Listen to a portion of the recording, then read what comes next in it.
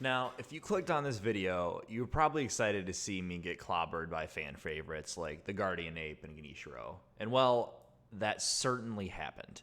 Again and again and again. But instead of the usual rage clips and then the eventual catharsis, I thought I'd try to do something a little different with this video and explain what drives sort of a rational, sane person, casual gamer like myself, to the point where they would endure the punishment from a company like From Software and playing one of their SoulsBourne games. Now, Sekiro Shadows Die Twice was my first SoulsBourne game, and after quitting it, wanting to get a refund, I finally persevered, and now I love it, and I can't wait to play either Dark Souls or Bloodborne or maybe even Elden Ring. So what happened? Well, I think it started out playing video games in a lot of the same way people my age did. Game Boy. You know, super simple yet well-designed platformers like Super Mario Brothers, Donkey Kong Country, Pokemon. Those were my introduction into the beautiful world of video games. You know, and then through the GameCube and PlayStation 2 and 360 era, I mostly played games that were fun, story-driven, and for the most part, pretty pedestrian, if you will. You know, I was a filthy casual, as you might say. And I remember the most difficult game that I ever played was actually The Incredibles. I still don't believe that game has an end. This is not real. And then I came into high school, and I was filling my time with Madden, Call of Duty, Skyrim was a big jump for me, and Fallout. And I was working at a Little Caesars, and when some fellow, gamer guys that I worked with asked me if I'd ever played a little title called Dark Souls, I said no, and I was really confused because I, was a Game Informer subscriber, so I was like, what are you talking about? So I asked them to describe it to me, and this was back in like 2014, right? And this is what I remember them saying. Okay, so you embark on this really long, confusing quest, and you're never sure where to go. You wander around, and literally anything can kill you. Pretty much the only way to know where to go is to pick a path where you don't die or die the least, and it takes hours. Most of the game is just the anticipation of making it to a boss and then dying and running back to them over and over and over again. Yeah, man, I played it for like 80 hours, and I still haven't beaten it yet. Super fun. Now, I bet you can imagine my reaction to that. But these coworkers were really insistent that I try it, so I went to a Redbox. Yeah, Redbox. Do you remember those? So I went to a Redbox, and I rented Dark Souls 2, which had just come out, right? So I fired up the game because, I just tried Skyrim on a whim, and I loved it, right? So I was like, maybe I'll love this.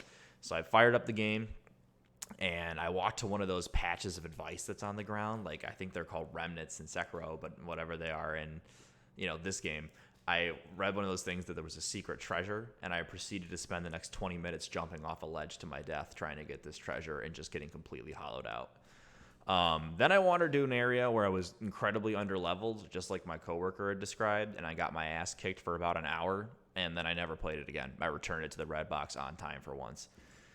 So, yeah, I went right back to the new games on the new consoles, Destiny, Titanfall, and I just continued to enjoy my casual pedestrian games for the next couple of years. So, the question is, how did I get here? Let's go! Let's go! Almost failed it. Come on, chop that thing in half. Let's go! Am I done? Oh, God, what if he killed me? Well, I think that it started a couple of years later, still in high school, when I played a little title called Mortal Kombat X, or 10. Now, the reason that this game is important to me as in my background as a video game player is because it really subverted my expectations. Now, one of my friends bought this game at its launch, and we were at a hangout, and he suggested that we play it. Now, I had pretty decent hands in Smash Bros., but I had never played another fighting game, especially not like a 2D one like Mortal Kombat or Street Fighter, unless I was in like an arcade at like a pizzeria or something like that, just playing one of those, machines. So the idea of memorizing long combos and doing things like stun locking and dash canceling just sort of got me like, I was like, nah, I don't want to do that. But, when your buddy brings a game to a party and challenges you to a tournament, you got to try, right? So what happened was I actually played pretty well, and I ended up buying the game that weekend. And over time, I was sinking hours and hours learning in these cheesy moves and these, back-to-back-to-back combos that you could do, like pulling off 20 move combos. And I would even play the game online against other people and like do pretty well. I always played Scorpion, which I know a lot of people just cringed and a lot of people were like, yeah.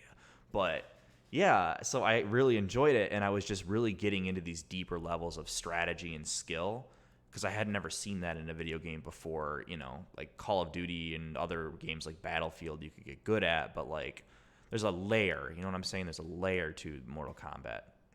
So then I went off to college, and nobody really wanted to play Mortal Kombat anymore that I was friends with.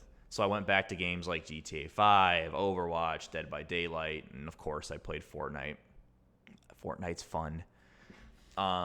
It used to be. However, though, on a visit over to one of my friends' places, I played the second video game that started rocketing me towards FromSoft's pedigree, and that was actually Hollow Knight. Now, this is the first game that I ever played that was like a real SoulsBourne, or Souls-like game, rather. And anyone who's played this knows it's a damn masterpiece. It's a perfect game. And I could make an entire video gushing over this, but there's so many of those, right? I'll just say briefly what caught my eye was the art style and then also the lore. Once I learned a little bit about the lore, I picked up the game on the Steam sale because it was just interesting to me, and it was sitting in my library for a while. Finally, I was living alone for a little bit. I decided to play it, and I got super mad about it. I got frustrated, and I quit, and I came back, and I quit, and I came back. But finally, I just forced myself to play it, and something really magical happened. I fell in love with the game, you know, just the whole Metroidvania-ness of it, the whole, you know, death is a serious consequence of it. Learning how to fight a boss, you know, and just instead of just going up and whacking it a bunch of times. And 130 hours later, I finished my first 100% plus run. And I would get lost in the Moss Bag lore videos. And after finishing up that whole experience, you know, I was really looking for something else, right? And Dark Souls and Bloodborne were definitely on my radar, but I still had that memory of Dark Souls 2, and I wasn't quite ready to break just yet. There was one more thing. So pretty shortly after I bought and played the game that would break my psyche, and that was Cuphead. Oh my god, this game is brutal. Boss fight after boss fight trapped in this Mickey Mouse looking bullet hell. This game broke me.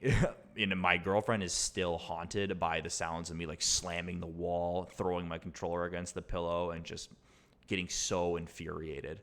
I still think about Dr. Call's robot and get like nervous and anxious out of the blue. It's just so frustrating. But this was it. This was the final blow that after I beat this game, I was ready to try a SoulsBourne game, because after, you know, just completely shattering what I was as a video game player, that was it, right? So it was 2019. The marketing around Sekiro, Shadows Die Twice was insane. The awards were rolling in at the end of the year, Game of the Year from multiple outlets. It was time, right? So I put it on the wish list. I waited, and then sometime in the middle of the COVID pandemic, it went on sale, and I scooped it up. And I downloaded it. I was super excited, and I got my ass kicked up and down Ashina, and I quit, and I blamed every part of the game except myself.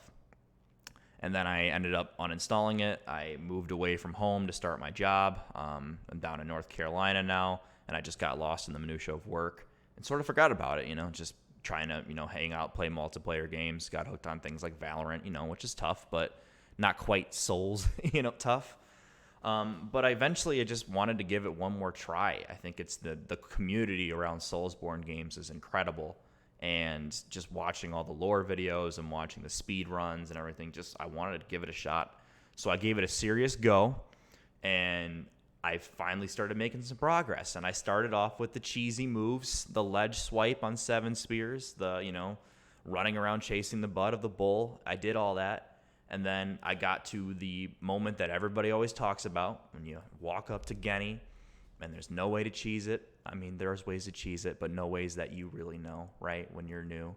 And there's no way to just kind of like limp your way through it, getting a couple slashes and running away. You got to learn. And then I felt that click that everyone always talks about, the click, you know? That moment where I understood that the enemies were playing by the same rules that I was, and there was a flow to combat. And then, like, once you see the matrix on that, it's, oh my gosh, the game just becomes incredible. So after you learn that system, I just got so hooked that I kept going and going and going, and I was streaming the game. And before I knew it, 30 hours had passed, and I was defeating Sword Sage Ishin. You know, I actually did it, and I was triumphant as all hell. And the first thing that my friends asked me is, what'd you think of your first SoulsBourne game? And my answer was, I loved it. I absolutely loved it. What a perfect game. You know, what an amazing gaming experience.